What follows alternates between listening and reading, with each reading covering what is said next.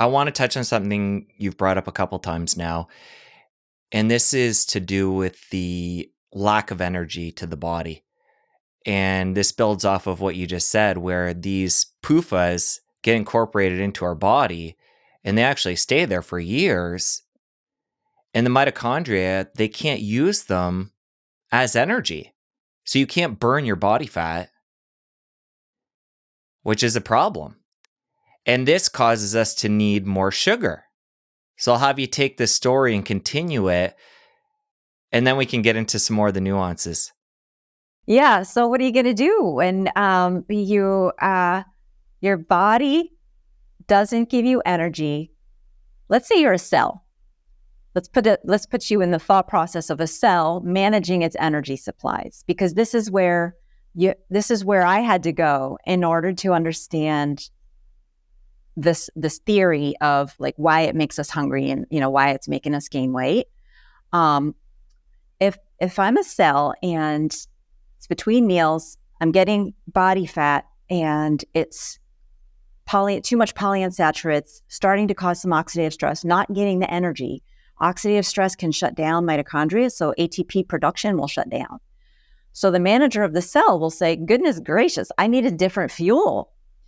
They probably don't say exactly that way. They probably feel like, there are energy sensors in our cell, and those energy sensors, one of their functions is to start pulling in other fuel sources when that energy levels are low, and they will pull in another fuel called glucose, which is always in our bloodstream, and a great fuel for mitochondria to get energy from.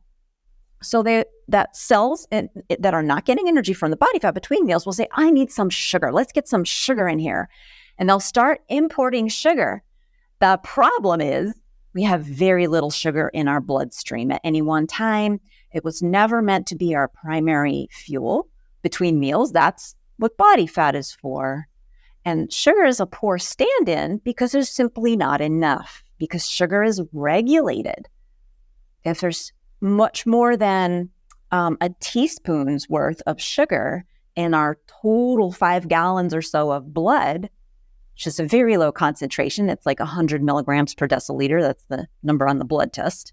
The normal blood sugar number fasting is like 90 milligrams per deciliter. Very small amount. If a lot of cells start slurping down that sugar between meals, what's going to happen to your blood sugar level? It's going to drop. It's going to drop. And when your blood sugar level drops, you don't feel so good and you get hungry. A lot of people get hungry. Some people get different symptoms from each other. There's actually quite a lot of symptoms you can get. We call the collection of symptoms hypoglycemia symptoms. It means low blood sugar. And these symptoms include hungry, but not normal hungry because you're irritable and angry, so we call it hangry. Brain fog, shaking. The shaking comes from the adrenaline because your body is panicking from low energy. That is a serious stress, and your body's releasing stress hormones like adrenaline and cortisol, and it makes you shaky. It also brings up your blood sugar. But it makes you shaky, it can make you sweat, can make you weak, can give you heart palpitations. When your blood sugar drops quickly, it can bring about a migraine. Some people with epilepsy will get seizures between meals. But so you get hypoglycemic. And this is happening because your body fat is filled up with the wrong type of fuel. And hypoglycemia, doctors don't really understand. They don't understand any of this. What am I saying? They don't understand any of this. They think that if somebody has hypoglycemia, it means that they have a fast metabolism. It's a good thing. They just need to snack more. I don't know if you ever heard that, because you went through a bunch of training, right? No, that's, kind of becoming more old school, but yes, definitely. Yes. I mean, thankfully, because it's becoming old school because we now have research that shows that, advising people to snack just makes them overeat because duh, that's more calories. And so that's how, folks who have vegetable oils in their diet end up slowly gaining weight because they end up eating more often. And studies show, this is maybe what you're wanting to get into. This is in one of the chapters. I go into what hypoglycemia does to our behavior. And so I don't know if you wanted to go there now or... I do, but let me recap to make sure we're all on the same page. So if we're eating these vegetable oils, it's causing them to build up in our fat. Normally in between meals, you can pull from your fat and fuel your mitochondria with that body fat. When you have too many PUFAs, you can't do that. So the mitochondria need to go to sugar. And then that's going to cause the hypoglycemia. Do I have that? You have that. Perfect. You got that nailed. So now you know more than the best minds in diabetes research, because that is the only explanation that explains all of the observable phenomena that we are experiencing now. And I call it the energy model of insulin resistance. And it's not about calories. It's about controlling energy in our cells, controlling the oxygen and oxidative stress. So yeah, you got that perfectly. So what is the other thing that that happens?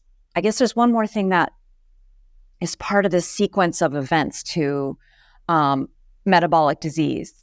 So far we've just taken ourselves to hypoglycemia, being hungry and gaining weight.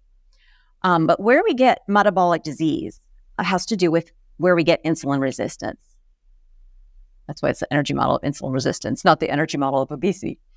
So the insulin resistance happens because our body is suddenly struggling to keep enough sugar in the bloodstream so that the brain gets energy, right? Our primary organ of blood sugar sensing is our brain, because our brain uses more sugar than any other organ in the body. The brain doesn't regulate it the way the pancreas does. The pancreas produces insulin and that regulates it. But the brain senses blood sugar levels. The brain determines the set point because the body needs to have some sugar in the blood all the time. But too much sugar in the blood is literally sticky and causes problems. It causes a chemical problem called glycation, and that can also promote oxidative stress and accelerate aging, and is also very bad. So insulin and other organs regulate our blood sugar, but the brain is where our needs, our set point is determined. And as our metabolism gets, further damaged, as our body fat contains more vegetable oils and our cells are gradually using more and more sugar, our brain gets in the habit of putting more blood sugar into the system. And it can do that. The brain has the power. It is the king of the body.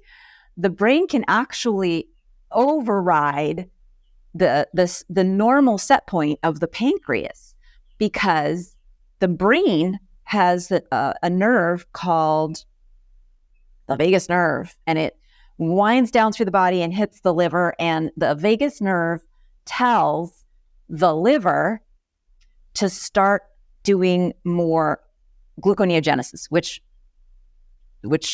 basically produces sugar from scratch, right? The liver can do that, can produce sugar from scratch. It also tells the liver to start releasing other sugar stores, like in the form of glycogen. If you're an athlete, you've heard of muscle glycogen. The liver makes glycogen too. So there's a little glycogen there that it releases. But mostly when we're fasting, the brain tells the liver to hurry up and do more of that gluconeogenesis. And so that can actually raise our fasting blood sugar up to higher than normal. So a normal should be no higher than 90. And the brain can easily tell the liver to crank it all the way up to 95, 100. If you're pre-diabetic, it'll crank it up to 120. That's where we diagnose prediabetes. If you're a diabetic, it'll crank it up to, 150, 160. This is fasting we're talking about. Some diabetics have a fasting blood sugar over 300 or over 400. That's because the brain is overriding the pancreas and all the rest of the body's like normal set points of where blood sugar should be. And we actually have a word for that state where the brain is overriding all these other set points. That word is insulin resistance. So that's what insulin resistance really is. It's when the body has lost its ability to get energy from body fat. The brain is overriding and making our blood sugar set point unnaturally high, and it overrides the signal going to the liver from the pancreas, which is desperately shooting out insulin. The pancreas can shut down gluconeogenesis by the liver with lots of insulin, but the brain can override all that insulin, and it does. And that's why we get insulin resistance. That's why people are pre-diabetic. That's why people have type 2 diabetes, because their brain is making their liver insulin resistant. Insulin resistance begins in the liver. It ultimately affects other organs in other ways, but it starts in the liver. And this is why I say that this energy model of insulin resistance accounts for everything that we know and that we see, all the observable phenomena in people who are type 2 diabetic, pre-diabetic, and insulin resistant. All right, a couple pieces I want to make sure I understand within this. Earlier, we talked about hormones as being part of this process. You just mentioned the fact the brain communicates with the vagus nerve. How do both of those two work? Is that two different pieces to this? Yeah, there's a couple pieces. So I didn't even mention that the brain also communicates through the same vagus nerve to the adrenal glands, which raise adrenaline and cortisol and mobilize liver glycogen. They mobilize body fat, but that doesn't help the situation. But they also contribute to that elevated blood sugar level, right? So there's multiple pieces of our metabolic machinery that are mobilized in order to keep that blood sugar abnormally high and override all the set points that the hormone insulin and other sugar sensing organs are using to try to regulate sugar. And so what happens is, as we become insulin resistant, both our blood sugar level and our insulin levels go up.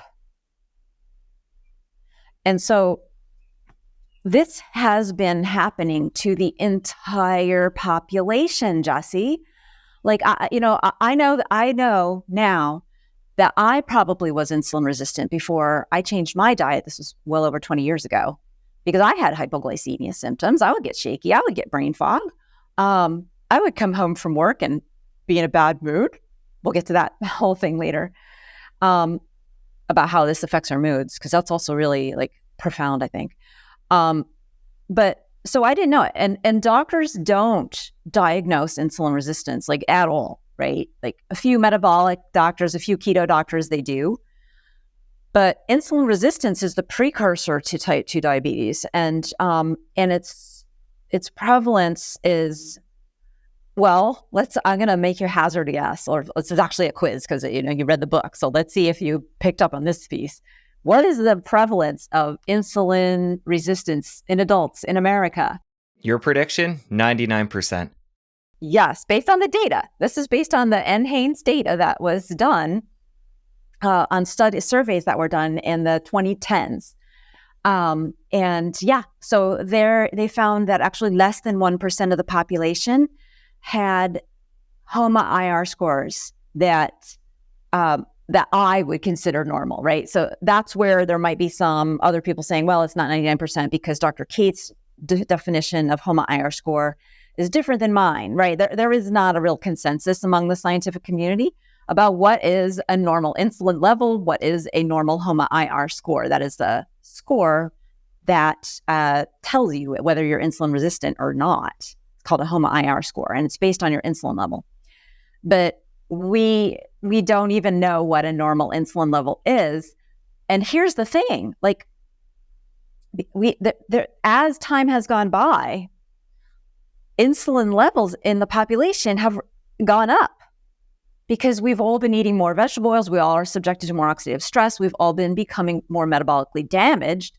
So the average insulin level is not normal, right? The average American is not healthy metabolically by anyone's definition, right? The average American is overweight.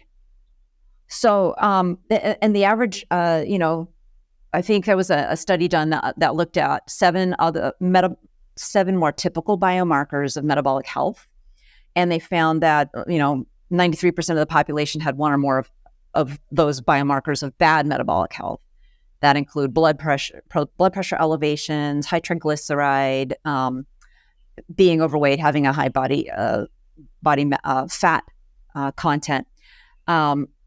So by anyone's definition, the average person in this country is not healthy. And when we set the normal values for things like blood sugar and insulin, we just do it based on population averages. So as the population has become less and less healthy, these numbers have changed. When I first graduated college, the normal number for fasting glucose was between 65 and 85. Now it's between 70 and 100. And that's not because human physiology has different needs. That's because the average human physiology is disrupted and unhealthy by our crappy diet. So this is all part of like the consequences of what's happened when doctors are not focusing on oxidative stress as the root cause of disease. We're totally barking up the wrong tree. We cannot see health when it's sitting right in front of us. And we haven't been able to define like what even metabolic disease is, because they're not taking oxidative stress into account, and they're not taking the fact that our population health is shifting into account. So we're not even capable of doing studies on a healthy population at this point in time. When we recruit people into studies and we think they're healthy because their weight is normal, well, we're not testing them for insulin resistance for the most part. So we're doing studies where our supposedly healthy population is metabolically damaged. And that just skews everything. To make sure I have the different pieces here we've discussed, we have the hormone insulin. We have the vagus nerve being the nervous system. I think there was another hormone or a couple of hormones you brought up earlier on, though, which I was trying to hash out. Adrenaline and cortisol? That's it. So that's part of this too. Can you explain more how they fit in? Yeah. So when our blood sugar drops, our brain panics, right? Because the brain needs more sugar than any other organ in the body, pound for pound. And brain cells will start to die within seconds if they don't get enough energy.